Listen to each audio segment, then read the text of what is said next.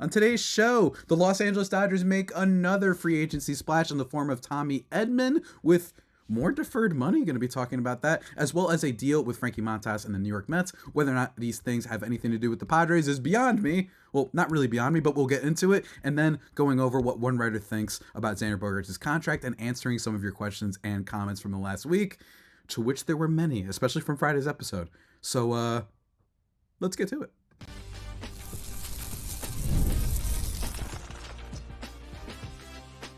You are Locked On Padres, your daily San Diego Padres podcast. Part of the Locked On Podcast Network, your team every day. Greetings, ladies and gentlemen, and welcome to another edition of Locked On Padres podcast, which is part of the Locked On Podcast Network, your team every day for Tuesday, December 3rd. That's right, we are in December, the final month of the year. This is when we get crazy and when we get serious, baby. As always, I'm your host with sometimes, occasionally, but certainly not always the most, Javier Reyes. You can follow me on Twitter at Javipeno, Javiipeno, or X, whatever you call it. And you can also follow me on Blue Sky at the same handle, at Javipeno, and also at @LO_Padres as of right now, just on Twitter and /X. So check that out for updates on the show. Quick couple, speaking of updates on this show, I must say, we're going to be slowly heading into off-season mode, so there will be some less episodes as we get into the end of December, and especially as we get into the new year. And then maybe when we're closer to spring training is when we start ramping up back to 5.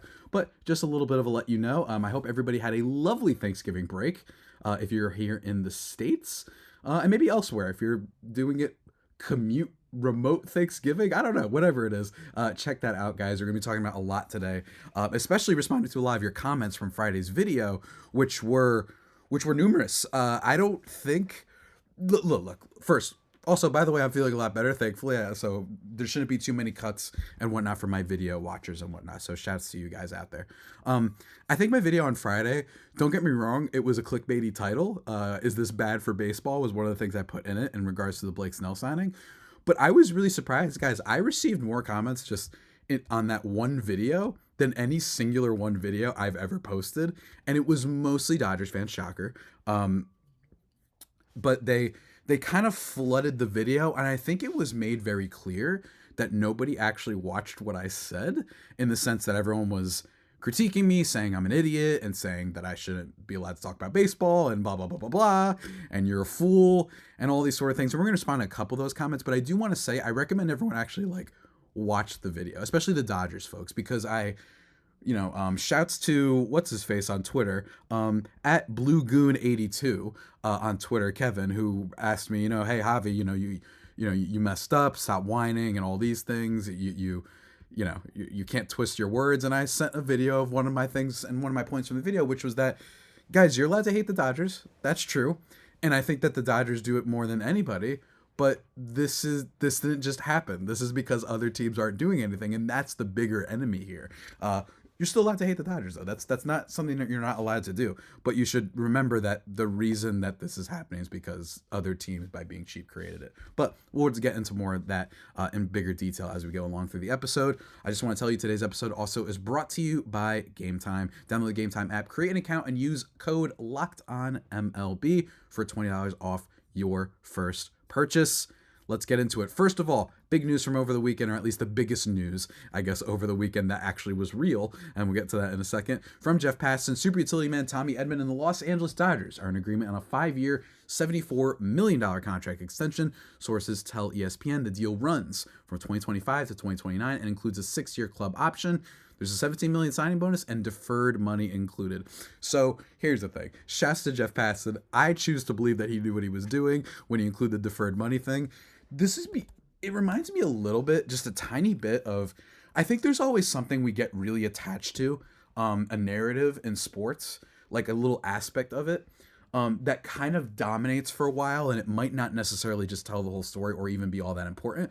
It needs to be mentioned that there's a lot of other contracts in baseball that have deferred money. Now, don't get me wrong, not as many as the Dodgers, but that still circles back to the issue of other owners not paying. It's like, and if anything, deferred money should point to that other teams could even more sign these other players, or at least compete, with maybe some of the more realistic ones. I don't necessarily think that a Soto and a Ohtani is available to everybody, which, by the way, is not good. It's a lot more fun when free agents are genuinely available to everybody.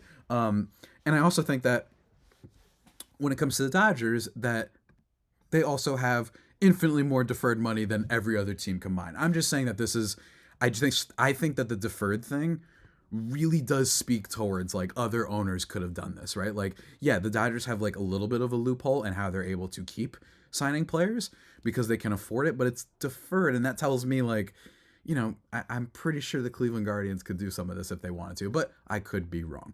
In terms of the deal in a vacuum, really good player, I think, Tommy Edman. So this is a nice pickup for them. I think that, every time the Dodgers sign someone, you got to hope that it's like the last one that they do, I think. But with Tommy Edman, just kind of like, for those unfamiliar with him, a little bit like the Ha-Seong Kim type of player, where he's just a really good utility player. He's usually a very, very, very, very good defensive player. He's had some great time at second base. He's even flashed some leather at third base a couple times, at shortstop especially. You saw that with the Dodgers in their playoff run this year. He also plays the outfield. He wasn't like in total all that incredible in 2024. He actually didn't play all that much. He only played 37 games for the Dodgers, 98 WRC plus, but he has had some incredible years before. Like in 2022, he was really good. 23, he was really solid, but he's basically like a defensive player who can steal a bunch of bases, play all over the diamond, but he's not, I think that like Ha-Seong Kim, this could be interesting for where his market may end up going, right? Because if the Dodgers are giving him that deal, then I'm really curious to see if potentially Ha-Seong Kim is going to get something even bigger, right? Because I think Ha-Seong Kim has shown that he has a little bit better of an offensive upside than Tommy Edman does. So we'll have to see it. And the Dodgers are really confident in him. And it also tells you that they're a little bit worried about their shortstop situation, I think, because, the Gavin Lux sort of thing didn't really work all that well for them, so they have some weaknesses and some holes. So I'm not surprised by that. This was never a target for the Padres. And the big story here is just that the Dodgers got another free agent. But this isn't like a giant, world-beating nuclear threat type of free agent. Those remain to be seen. And that's when it's going to be really unfortunate if they get another one of those, right?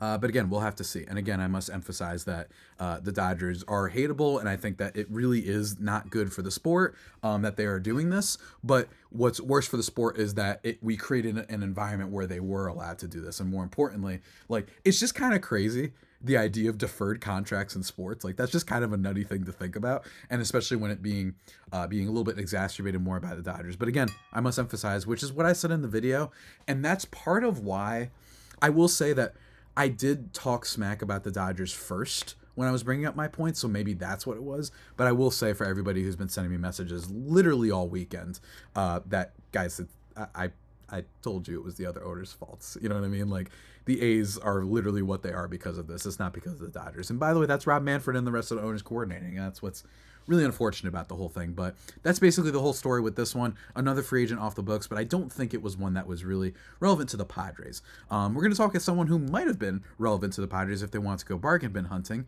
in just a second. That was another one of the deals we just got 2 days ago. So check that out, guys. And yes, sorry for no episode Monday. It was a disaster fest at my house. But since we're moving towards the little bit of an off-season mode, just keep that in mind. We won't necessarily have episodes every single day. But before we cut to the break, everybody, I must tell you about one of our sponsors, and that is a classic sponsor, folks. And it is something that will help you be cheap, but in a good way. Not like all those MLB owners, folks. It is Game Time. And folks, let me tell you, it is an authorized ticket marketplace of Major League Baseball. It makes getting tickets faster and easier, and prices on the Game Time app actually go down the closer it gets to the first pitch. With their flash deals, it's great. Don't you love flash deals? And also, it's not just baseball. They've got you with the NFL. They got you with the hockey. They got you with the NBA. Especially NBA, maybe your favorite players, you don't know if they're actually going to play or if they might have a maintenance day or something like that. Well, don't worry. Game Time gives you all sorts of deals closer to the action. Also, zone deals they've got. Save even more when you choose a section, and Game Time chooses the seats for you. You can, they have the views from the seats. And also, by the way, not just sports, I forgot to mention comedy, concerts, theater, all those sort of things. They help you out on everything, man, with Game Time. It's great. Lowest price is guaranteed, or Game Time will credit you 110% of the difference. So, folks, you want to go all in on their all-in pricing. Enjoy their ticket coverage, the best in the business, some might even say. And download the Game Time app, create an account, and use create an account and use code LOCKEDONMLB for $20 off your first purchase. Terms apply, but again, create an account and redeem code LOCKEDONMLB for $20 off. Download Game Time today. Last minute tickets, lowest prices, guaranteed with Game Time.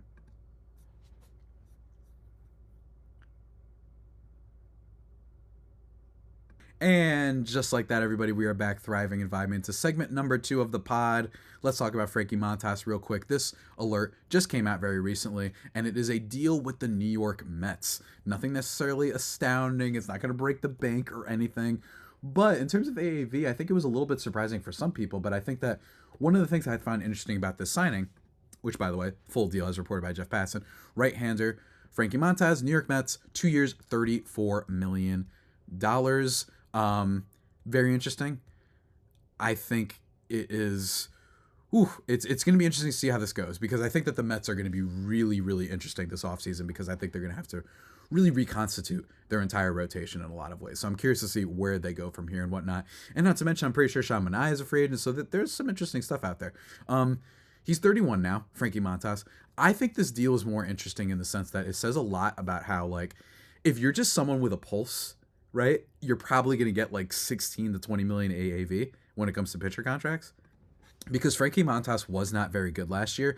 I actually did like him on a flyer, I will admit. The one thing that he did do is he did lower his walk rate back to a reasonable level compared to what it was last year, and he did raise his strikeout rate. But I think that those things with the Yankees, those numbers he had with the Yankees, were kind of like, duh, you know what I mean? I think that was kind of something to be expected, especially for a guy who barely pitched last year, right? Like, I think he only pitched like 1 1/3 inning, and maybe, did they make the playoffs last year? I don't even remember. Barely pitched. And then the year before that, he was a little bit meh.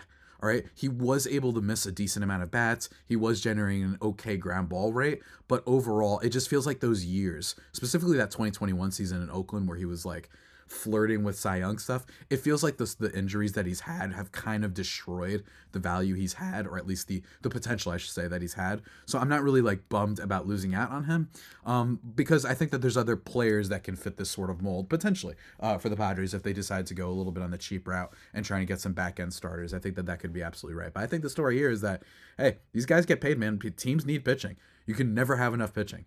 So I'm really curious to see kind of where the rest of the guys go around the league, because yes, obviously you've got your big ones. You know, Snell's off the board, Kikuchi's off the board. I understand that, but overall, there's still a lot of interesting little back end starters. Luis Severino's another one.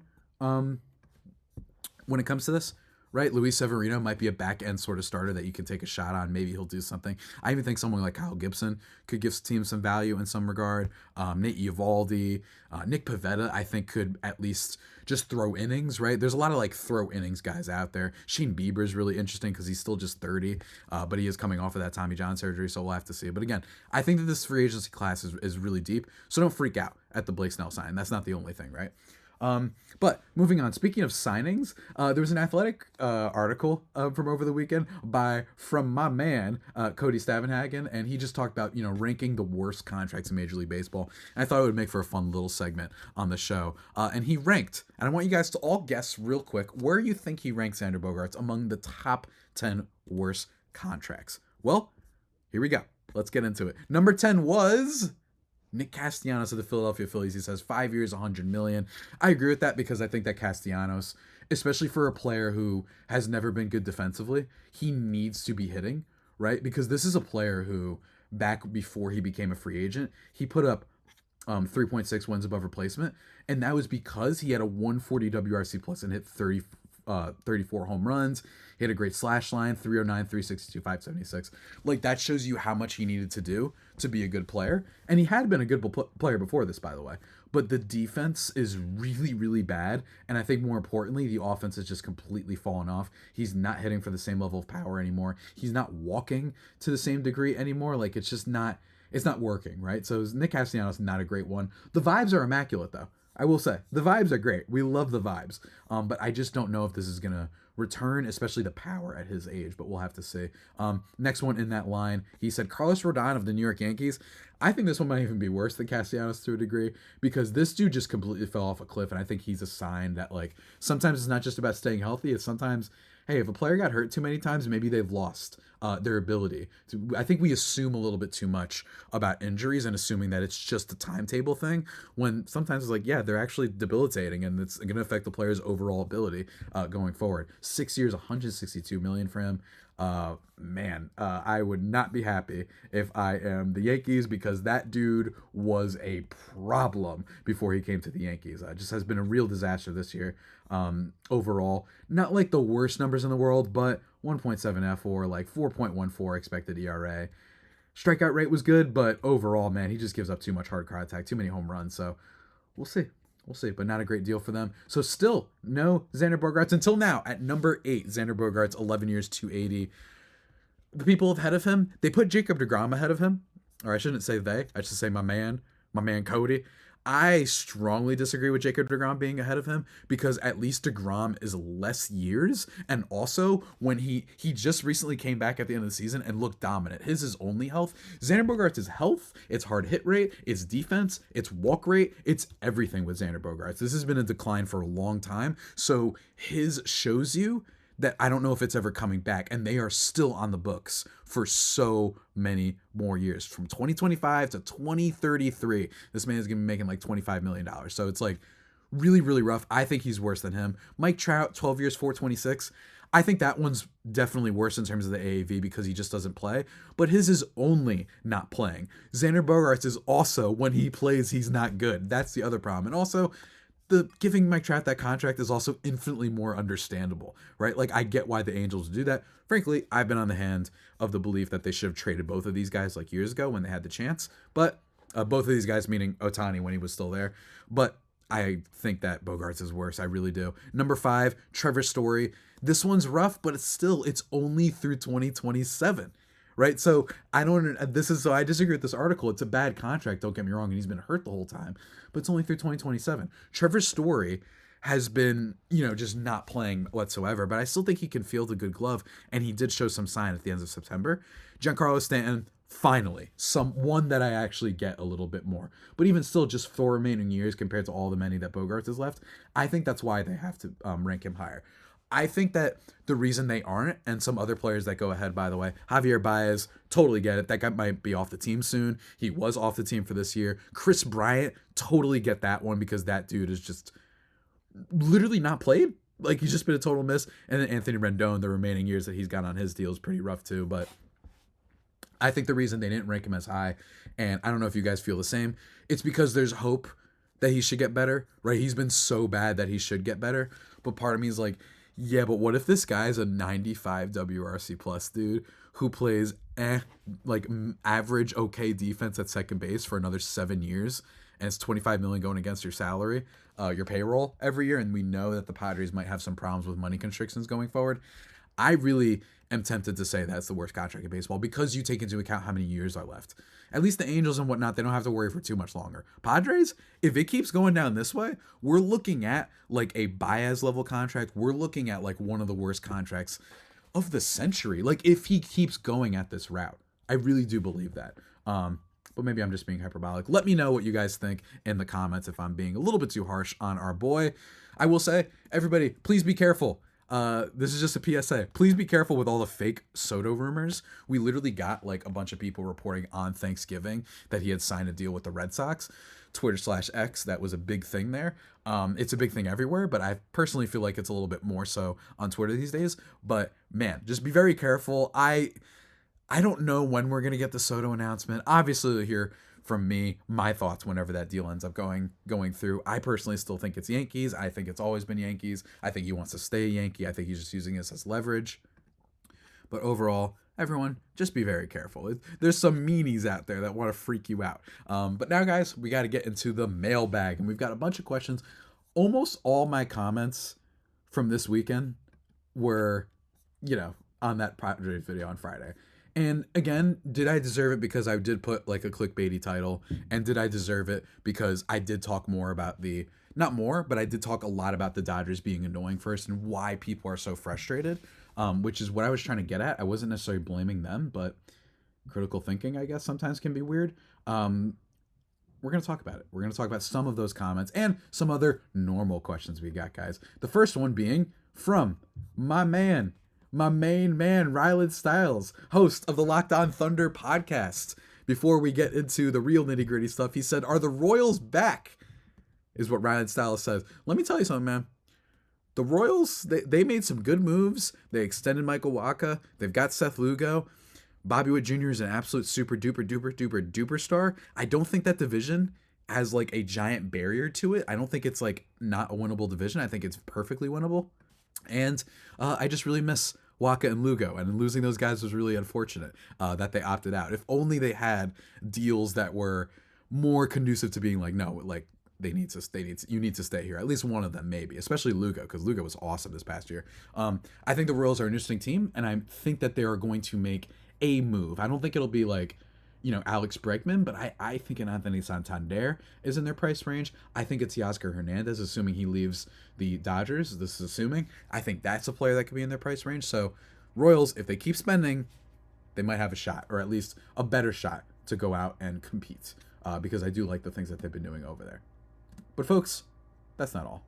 We're not done, of course. We got to get into the rest of the mailbag in just a minute. But first, let me take a second to talk to you about our friends over at FanDuel. We talked about FanDuel a lot, man. And for good reason. It's because they help you out with getting a big return. Because America, let me tell you something. FanDuel, it's America's #1 sports book. So when you get a hunch in the middle of the game, you're watching football, you're saying, you know what? I think Josh Allen's not only going to run for a touchdown, not only throw for 2 touchdowns, I think he's going to catch one too. And you can go and bet on that in the middle of it, view live play-by-play, and so much more on the same page where you place your bets. You'll get started with $200 in bonus bets guaranteed when you place your first $5 bet. Pretty cool deal. That is FanDuel.com, official sportsbook partner of the NFL. Go check it out.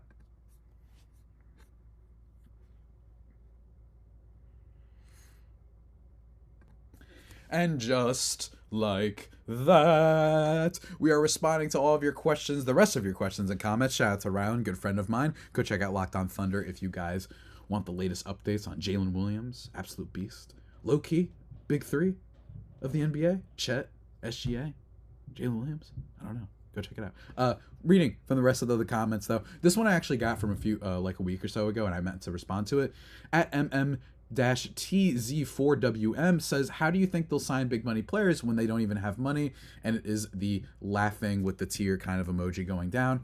I think that the Padres might have some money. It really is the big question of the offseason. Like, I'm genuinely not sure what's going on here, right? Because if ownership is really going to put the clamps down and say, you know what, no, we're done. Sorry, Seidler, but nope.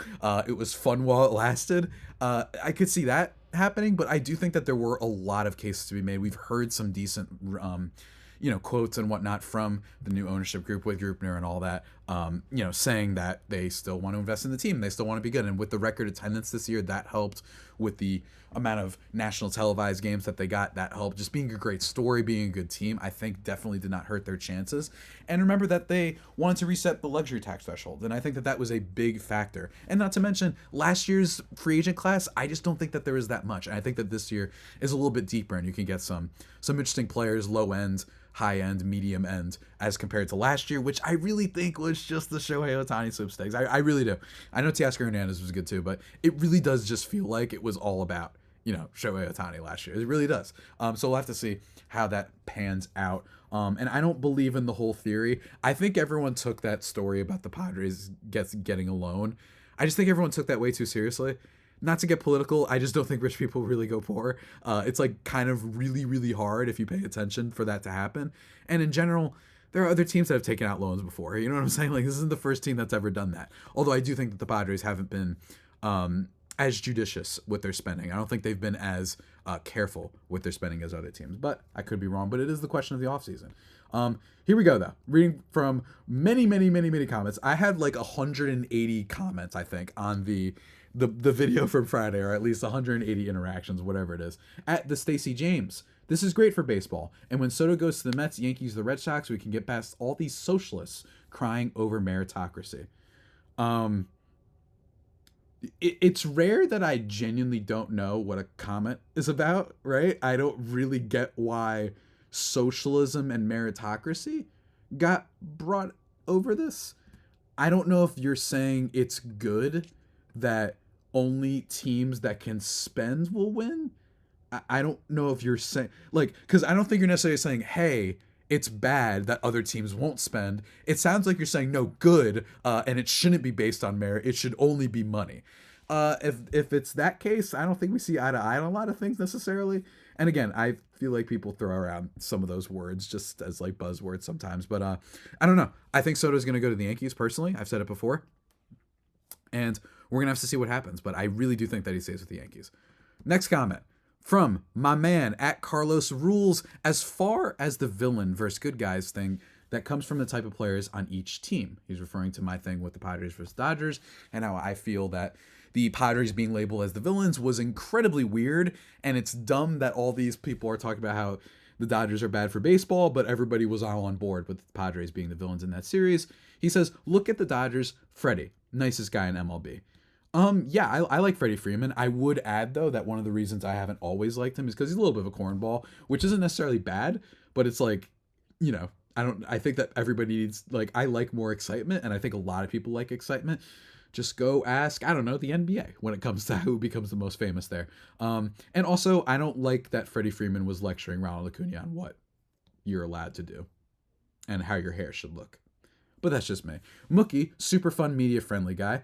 He is very super fun. I will say being a Trevor Bauer apologist kind of sucks, though, for him. And Shohei Ohtani, MLB's darling. Agreed 100%. That is why everybody loves him. Versus Manny, consensus dirtiest player at MLB. I would respond with that by saying Manny really hasn't done anything dirty for like 4 years, but I could be wrong. Tatis, PED suspension. I did an episode a while back on this, which was basically saying like, I'm not forgiving the Tatis PED situation, but I do think that it does say something sad about sports that you never got Ben Roethlisberger booed at every NFL stadium for his stuff, but Tatis you will see get booed at Yankee Stadium, National Stadium. I have no problem with the Dodgers booing him. It's rivalry. You know what I mean? I have no issue with in-division stuff, but I just think it says a lot that people get more upset about those things than some other things, and that they treat it like it's on the same level, when really I think PED suspension should be like a little bit down in tier 2 for mistakes, and tier 1 should be when you're just bad. But whatever, I don't want to get too much into that now. Profar taunts the crowd talking smack. I don't know why taunting the crowd has become the new like phrase for commentators lately, as if fans famously just sit there like they're in church and they sing the All Father and they play the Rosary and like they're being super kind the entire time, and that players should just never respond. Like they get it all the time, and I don't understand why that means that you deserve to have things thrown at you, because that sets up a dangerous precedent, and why a player who didn't have to do with the taunting, Tatis, who's all the way in right field, which, to explain to you, my man Carlos, that's not where Profar is, right? Right field is over here, Profar left field is over on the other end of the stadium. Why you're throwing beer at him? I just don't think that makes sense. It's the players that key that villain versus hero mentality. As far as underdog goes, in that NLDS, the Padres came in hot and had a full rotation. Dodgers came in limping with 3 unproven pitchers. I would like to say I have no issue with people saying like the Dodgers were not the favorite. That is true. I think that the Padres were the favorite in that series. But, and because of what you just said with the 3 injured pitchers, but just any time you ever call the Dodgers underdogs, it's crazy. I don't care. You're not an underdog if you have that much money spent on your team. You're not an underdog. You can be not the favorite. You could be even a dark horse maybe to win, but underdog is a word that should be reserved for like the Tigers. You know what I mean? And that doesn't necessarily make them better. I'm just saying you're spending like $700 million on Ohtani, $300 on Freddie, $380 on Mookie Betts. You've got some money elsewhere with Teoscar Hernandez, some of those bullpen arms. It's just kind of Yoshinobu Yamamoto.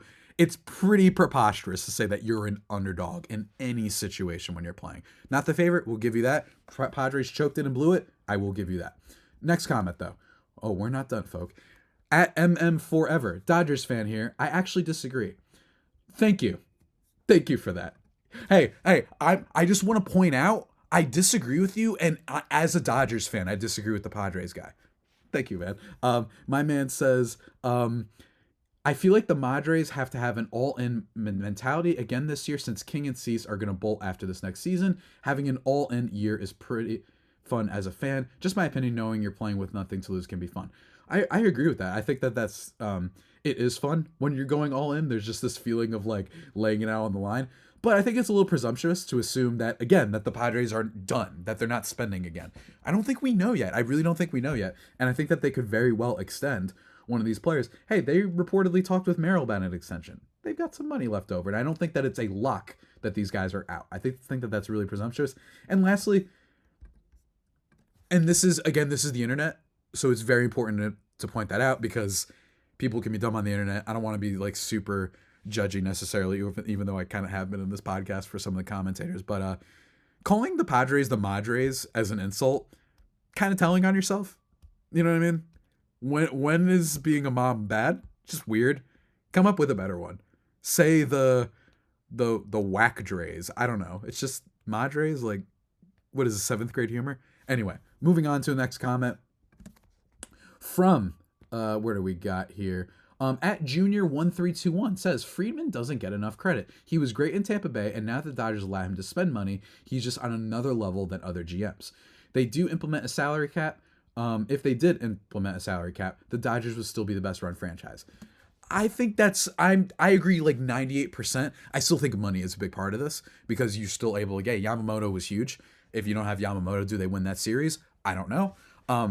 That's still a big deal, right? It's still a big deal when you have money to be able to not have to trade certain players because you know that they're entering free agency in a couple years because your owner stinks. That is an advantage, right? But you are touching on something, and I do think Padres fans are wrong about this. Andrew Friedman's great.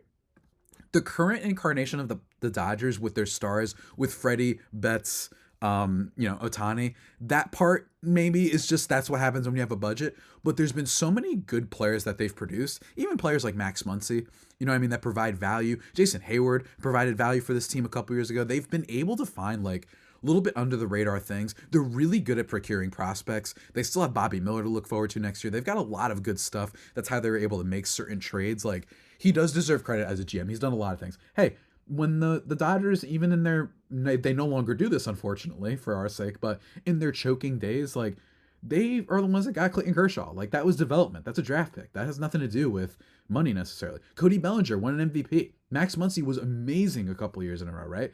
Chris Taylor was very, very good.